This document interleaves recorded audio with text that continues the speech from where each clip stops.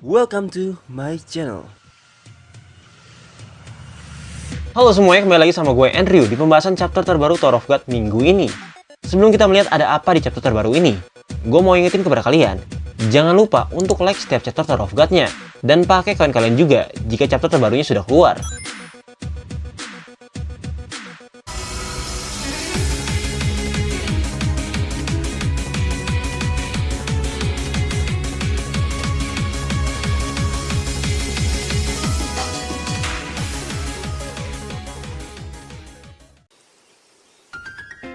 Chapter 519. Chapter kemarin kita sudah diperkenalkan dengan dua kepala cabang dari keluarga Lopobia yang sudah muncul dalam peperangan kali ini, dengan total 3 kepala cabang dari Lopobia yang sudah dikenalkan. Apalagi di chapter kemarin, sangat mengejutkan bahwa Xiu akhirnya memperkenalkan nama kepala keluarga Lopobia, yaitu Lopobia Traumeri. Nama ini sepertinya diambil dari sebuah judul lagu. Tadinya, Mimin mau bahas kalian tentang kemunculan Lopobia Head ini, tapi sepertinya akan Mimin bahas di lain video aja ya. Semoga pembahasannya bisa Mimin garap secepatnya. Jika kepala keluarga saja sudah dikenalkan dan dipastikan akan turun tangan, bukan suatu yang nggak mungkin jika semua kepala cabang di keluarganya juga akan dikenalkan dan akan ikut berperang. Namun, pertarungan ini pastinya akan menjadi hal yang tidak seimbang. Maka yang menjadi pertanyaan, apakah nantinya bantuan akan datang untuk menolong pihak BAM? Entah bantuan itu dari Ruslek, keluarga Pobidau, atau orang di luar dugaan kita. Kita tunggu aja Xiu akan memberikan kita kejutan seperti apa, dan bagaimana caranya BAM bisa keluar dari peperangan kali ini. Sekarang, kita masuk ke dalam chapter minggu ini. Chapter minggu ini memiliki judul berbeda dari sebelumnya, Rope Gate. Berarti The One in the High Place, ditutup dengan kemunculan siluet dari kepala keluarga Lopobia, yang kita bisa pastikan kalau orang yang selama ini dimaksud oleh Jin Sungha adalah kepala keluarga Lopobia. Lalu, chapter ini diawali dengan panel pada saat BAM dan timnya berhasil menyelundup masuk ke dalam teleport untuk memindahkannya ke dalam suspendium.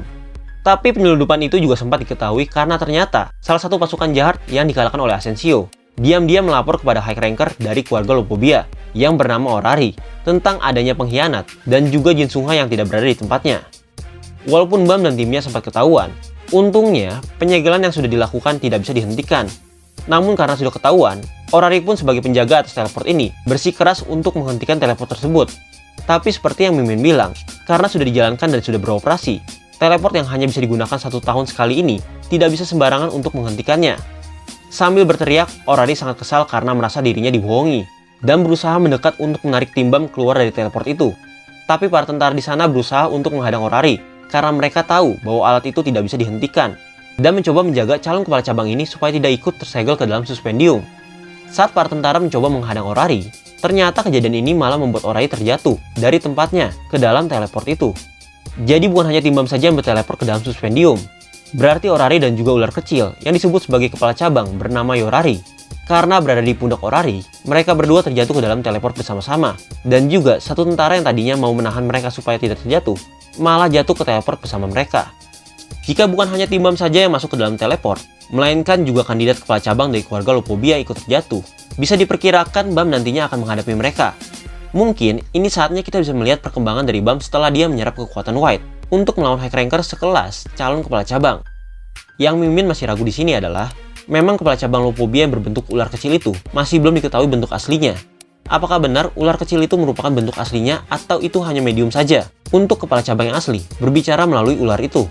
Karena jika ular kecil itu benar merupakan bentuk asli kepala cabang, berarti nantinya tim BAM akan menghadapi 2 high ranker sekaligus di dalam suspendium, yaitu calon kepala cabang dan kepala cabangnya langsung. Wah, ini akan menjadi ujian berat bagi tim BAM nantinya. Karena walaupun di sana ada Arya yang merupakan high ranker, tapi kita tahu kalau mantra yang ada pada tubuhnya saat ini sekaligus yang menjadi senjata baginya sudah dilepaskan oleh BAM. Dan kita juga melihat jam tangan yang ada pada Arya sempat menghilang kemarin. Kemudian Vicenti, walaupun memiliki kekuatan White, kekuatan dia yang sekarang ini lebih kecil. Jadi akan menjadi hal yang sulit jika mereka melawan kandidat kepala cabang dan kepala cabang secara langsung. Sekalian juga Mimin mau revisi. Kalau kemarin kita lihat tim BAM yang masuk ke dalam teleport itu berisikan 6 orang saja. Tapi sepertinya Mimin melihat 1 orang lagi yang ikut bersama tim BAM. Karena ternyata terlihat seseorang di sana selain 6 orang yang Mimin sebutin kemarin di dalam tim BAM. Jadi mungkin total yang masuk ke dalam suspendium itu berjumlah 7 orang dari tim BAM. Setelah mereka semua terlihat sudah dipindahkan di dalam suspendium, panel berpindah ke tempat Han Sung-yu yang bertemu dengan Lee Borik. Sesampainya mereka di depan portal yang menghubungkan dengan kapal induk Lopobia, mereka sempat bingung karena Evankel ternyata tidak bersama mereka saat ini. Tapi yang menjadi permasalahannya, Saat ini mereka tanpa Evankel harus berhadapan dengan Liborik dan dua high ranker dari keluarga Lopobia. Pastinya, Livav yang tadinya berkhianat dan hanya mau selamat dengan menunjukkan lokasi dari teleport yang menghubungkan dengan kapal induk Lopobia. Dia dikagetkan karena tidak menyangka bahwa orang yang menjaga teleport itu adalah Liborik, sang komandan dari Kaos 4 yang baru. Liborik juga mengatakan kalau orang yang tadinya berkhianat untuk tetap hidup, tapi karena Livav hadir di sana untuk membantu musuh dari tentara jahat, itu malah akan membuatnya bisa mati. Di saat pembicaraan itu, tiba-tiba Meyer dan Kennedy yang merupakan satu keluarga yang sama dengan Livav, meminta izin pada Liborik untuk membiarkan mereka saja yang menghadapi Hansung dan Livav, karena Livav merupakan urusan keluarga mereka. Mereka berdua memperingatkan Livav bahwa pengkhianatannya bisa membuat keluarga Livav dan anak-anak dari keluarganya dalam bahaya. Karena seperti yang kalian tahu, di dalam keluarga agung, lebih tepatnya keluarga Lopobia, pengkhianatan kepada keluarganya atau jahat merupakan sesuatu hal yang sangat buruk bagi mereka dan dianggap aib oleh mereka. Dan hal itu bukan berdampak pada si pengkhianat saja, melainkan juga akan berdampak bagi keluarganya yang lain. Oleh karena itu, Meyer memperingatkan Livav tentang nasib keluarganya jika Livav terus berkhianat. Tapi tampaknya peringatan ini tidak begitu pengaruh terhadap Livav, karena dia tahu Meyer tidak akan semudah itu untuk bisa menyentuh dan melukai keluarganya. Walaupun memang benar apa yang dikatakan oleh Livav jika Meyer tidak bisa melukai keluarga Livav secara langsung, tapi tetap menurut Meyer, pengkhianatan di dalam keluarga Lopobia adalah suatu aib bagi keluarganya. Dan jika orang itu sudah memutuskan untuk mengkhianati keluarganya atau jahat, sekecil apapun itu, mereka harus menanggung kesalahan itu dan harus mati. Apalagi Meyer dan Kennedy merupakan calon kepala cabang di keluarganya, sehingga pengkhianatan ini wajib mereka bereskan karena menurut mereka akan menjadi suatu penghinaan baginya jika mereka membiarkan Livav, sang pengkhianat ini, tetap hidup. Setelah pembicaraan antara keluarga ini pun selesai, Kennedy dan Meyer bersiap-siap memulai penyerangan mereka terhadap Hansung dan Livav. Selain itu, Kennedy yang ternyata memiliki posisi sebagai anima, mulai mengeluarkan binatang yang dikendalikan dari sebuah kantung yang berbentuk bulu babi. Tadinya Mimin pikir karena sebelumnya mereka dikenalkan sebagai keluarga Hesling, salah satu dari mereka akan dikenalkan sebagai anima serangga jika dilihat dari kepala cabangnya. Namun ternyata agak sedikit berbeda ya, anima yang dimiliki oleh Kennedy. Lalu Meyer mengatakan kalau mereka tidak perlu takut terhadap Livav, dikarenakan walaupun Livav merupakan high ranker tingkat tinggi, namun senjata utamanya adalah peluru yang dia punya. Tapi dikarenakan Meyer melihat senjata yang digunakan oleh Livav berbeda dari biasanya, dia langsung tahu kalau Livav sudah kehabisan kesempatan dalam menggunakan pelurunya. Oleh karena itu, mereka tidak perlu takut dengan kekuatan yang dimiliki oleh Livav, dan mereka akan sangat mudah menyerang Livav secara langsung. Dikarenakan mereka juga tahu bahwa tanpa peluru yang Livav miliki, dia tidak sekuat seperti high ranker. Malah, Livav pernah berkata sendiri bahwa tubuhnya ini tidak lebih kuat dari seorang regular setelah kehabisan pelurunya. Lalu penyerangan pun mulai dilakukan dari pihak Meyer dan Kennedy, dengan melontarkan serangan dari anima Kennedy dan menjatuhkan bulu babi tersebut seperti meteor. Serangan ini pun mengharuskan Hansung dan Livav untuk menghindari Shinhui yang dikendalikan oleh Kennedy. Di saat mereka menghindari serangan dari Kennedy, Meyer yang sudah bersiap-siap dari tadi untuk menyerang, mendekati Hansung dengan seketika, dan langsung memberikan serangan kepada Hansung dengan sebuah pukulan, layaknya seorang petinju. Serangan pertama dari Meyer ini berhasil ditahan oleh Hansung Yu, karena dia menahan serangan itu dengan sebuah barrier yang dibentuknya dari Shinsu. Barrier yang dibentuk oleh Hansung Yu ini sangat berguna baginya yang seorang wave controller yang bertarung dengan jarak jauh untuk melawan seseorang yang bertarung dengan jarak dekat, seperti Meyer ini. Namun barrier yang dibentuk oleh Shinsu ini sudah mulai menipis karena pertarungan Hansung Yu sebelumnya. Mungkin yang dimaksud oleh Hansung ini adalah pertarungannya saat melawan Haracha, yang merupakan seorang fisherman dan bertarung dengan jarak dekat. Itu kenapa Hansung sangat khawatir dengan barrier yang dibentuknya ini akan hancur. Dan benar saja kalau kekhawatirannya ini akan terjadi, karena pukulan pertama yang diberikan oleh Meyer itu hanya merupakan tipuan saja, hanya untuk melemahkan posisi dari Hansung. Sehingga dari pukulan pertama Meyer ini, dia bisa mendekati Hansung dan memberikan pukulan keduanya dari dekat. Lalu pukulan kedua dari Meyer ini pun, sayangnya Hansung tidak bisa melakukan apa-apa untuk menahannya. Oleh karena itu, pukulan ini berhasil mengenai Hansung dengan telak dan membuat dia terlempar cukup jauh. Walaupun Livav dulunya merupakan tentara jahat, sepertinya sekarang dia sudah berteman dengan Hansung, dan sepertinya mereka sudah cukup dekat dan akrab. Oleh karena itu, Livav pun yang melihat Hansung terlempar cukup jauh akibat serangan dari Meyer, membuat dia teralihkan karena mengkhawatirkan kondisi dari Hansung sekarang. Sayangnya, Livav tidak memikirkan kondisinya sendiri, yang juga sedang terpojok oleh serangan dari Shinhui milik Kennedy, sehingga membuat dia nyaris terkena serangan duri-duri dari Shinhui milik bulu babi ini. Di saat dia menghindar dari duri-duri itu, terlihat dari jauh sekumpulan listrik yang mengarah langsung ke tubuh Livav. Petir itu pun menyambar dan mendorong serta mengakibatkan ledakan besar yang mengenai Livav secara langsung. Petir ini tentunya merupakan serangan yang berasal dari satu-satunya orang dari keluarga Kun yang ada di sana saat itu, yaitu Liborik sendiri. Walaupun Meyer sudah meminta untuk membiarkan mereka berdua melawan Hansung dan Livav, dia tidak mau diam saja dalam pertarungan ini. Sehingga karena itu, dia tidak sabar untuk ikut menyerang Lvov dari jauh dengan melemparkan tombak khas dari keluarga Khun yang dia miliki. Sampai saat ini, karena masih banyak perdebatan apakah Liborik itu sebenarnya baik atau benar-benar jahat. Jika kita lihat apa yang dilakukan sekarang, terdapat dua kondisi yang mungkin akan terjadi ke depannya. Pertama, jika Liborik benar-benar setia kepada Jahar, serangan ini akan sangat membuat luka parah terhadap Lvov, karena tentunya serangan dari High Ranker akan mengakibatkan luka fatal bagi kondisi Lvov yang sekarang. Yang dia bilang, tubuhnya ini tidak berbeda jauh dengan seorang regular. Lalu kalau kita ingat lagi, bahwa Arya pernah mengatakan kalau Liborik itu juga mempunyai sifat yang sama dengan White, yaitu sifat superiority kompleks. Tentunya, karena sifat inilah yang membuat Liborik menjadi tidak sabaran jika hanya dia berdiam diri saja melihat pertarungan di depannya. Itu kenapa dia memberikan serangan dadakan kepada Lvov. Untuk kondisi yang kedua, jika memang benar seperti apa yang dikatakan para pembaca, kalau kemungkinan Liborik akan berpihak pada Tim Bam, serangan ini justru dia lakukan untuk mengecoh agar Lvov bisa selamat dari pertarungan ini, karena dia tahu bahwa dengan kondisi Lvov yang sekarang, Lvov dipastikan akan kalah. Oleh karena itu dia sengaja menyerang Lvov dan membuat dia jauh dari pertarungan ini. Tapi ya, menurut Mimin sendiri, dari ekspresi Liborik yang sekarang, dan juga apa yang telah dilakukan sampai saat ini, sepertinya Liborik ini memang benar-benar setia terhadap Jahar, dan Liborik tidak akan berkhianat dari pasukan Jahar. Jadi, serangan yang diberikan Liborik ini kemungkinan besar akan sangat berdampak buruk bagi Lvov. Semoga saja setelah ini bantuan untuk menolong Hansung dan Lvov akan segera datang. Karena melihat apa yang terjadi sekarang, situasi lebih menguntungkan pihak Liborik dibandingkan Hansung. Kemudian, membicarakan bantuan untuk Hansung dan Liborik, kita selanjutnya diperlihatkan sedikit situasi di tempat Kalavan yang masih menunggu kedatangan dari Cheonhee. Sayangnya, Cheonhee sampai saat ini masih belum datang juga, dan waktu yang tersisa untuk Kalavan hanya tersisa 2 kesempatan saja. Yang berarti, Kalavan hanya bisa menunggu Cheonhee sekitar 20 menit lagi. Atau mungkin ada orang lain yang datang untuk membantu Kalavan selain Cheonhee. Lalu selanjutnya, kita kembali lagi ke tempat Evankel yang baru saja bertemu dengan kepala cabang bernama White Garment. Kedatangan White Garment ini melalui portal di dalam Cat Tower, dikarenakan dia mengkhawatirkan kondisi anaknya yaitu Cisarius, karena lebih dulu masuk ke dalam medan perang sendirian. Sesampainya di sana, kepala cabang itu tidak hanya melihat Cisarius saja, tapi dia juga melihat seseorang yang sedang berhadapan dengan Cisarius, yang diselimuti oleh kobaran api. Dari melihat apinya saja, kepala cabang ini langsung tahu kalau orang yang ada di hadapannya sekarang ini adalah Evankel yang terkenal di kalangan para High Ranker. Tapi tanpa mau basa-basi dan tidak mau meladeni perkataan dari kepala cabang itu, Evankel langsung menyerang kepala cabang itu tanpa basa-basi dengan orb api yang sangat besar yang langsung menghantam ke arah kepala cabang ini. Namun sayangnya serangan pertama ini dapat dihentikan oleh kepala cabang itu dengan perisai yang di hari awal sudah dia pegang. Karena perisai yang digunakan oleh kepala cabang ini ternyata bukan perisai sembarangan, melainkan sebuah perisai yang berasal dari harta karun milik kepala keluarga Lopobia yang diberikan langsung kepada kepala cabang ini. Perisai ini memiliki nama Zubizarreta. Lagi-lagi Siu menggunakan sebuah nama di komiknya berdasarkan nama pemain sepak bola yang diambil dari Andoni Zubizarreta.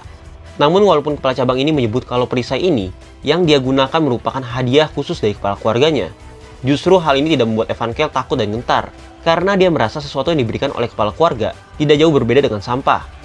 Mungkin juga Evankel berpikir kalau barang yang tidak dipakai oleh kepala keluarga dan malah diberikan kepada anak-anaknya merupakan barang sampah karena kepala keluarga sendiri tidak membutuhkannya.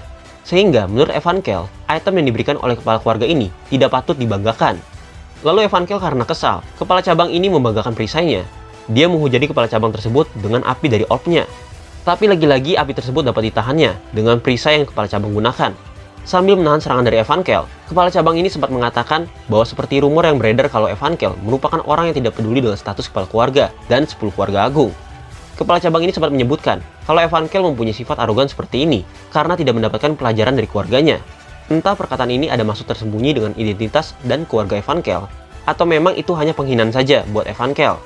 Karena jika kita pikir-pikir nih, kita masih belum begitu jelas apa alasan Ancient Gajah yang dimiliki Evankel memilih Evankel. Apa karena memang Evankel cukup kuat untuk menggunakan kekuatannya?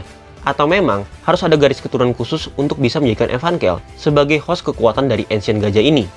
Dan bagaimana dia bisa mendapatkan kekuatan api yang sama seperti milik keluarga Yeon? Itu juga masih menjadi misteri kan? Lalu sekarang kita balik lagi di saat kepala cabang ini masih menahan serangan api dari Evankel. Sambil menahan api tersebut, perlahan-lahan kepala cabang ini mulai mendorong api itu dengan perisainya. Sehingga sempat terjadi adu kekuatan antara api milik Evankel dengan perisai milik kepala cabang. Tapi ternyata kondisi ini malah memojokkan Evankel dan membuat kepala cabang ini dapat mendekati Evankel dan mendesaknya. Lalu dikarenakan Evankel mulai kelelahan akibat pertarungan-pertarungan yang dilalui sebelumnya, dia tidak kuat lagi menahan dorongan dari kepala cabang ini dan berakhir terkena serangan langsung dari jarum yang ada di tangan kepala cabang. Jarum ini membuatnya tertusuk hingga menembus badannya. Di saat itu juga, jarum yang tertusuk di badan Evankel ini membuatnya mengeluarkan banyak darah. Sambil menusuk Evankel yang sudah kelelahan ini, kepala cabang ini mengatakan bahwa itu merupakan pelajaran dari dirinya, karena dirinya juga merupakan mantan penguasa di satu lantai, atau bisa dibilang dirinya juga merupakan seorang mantan rulers, seperti Evankel.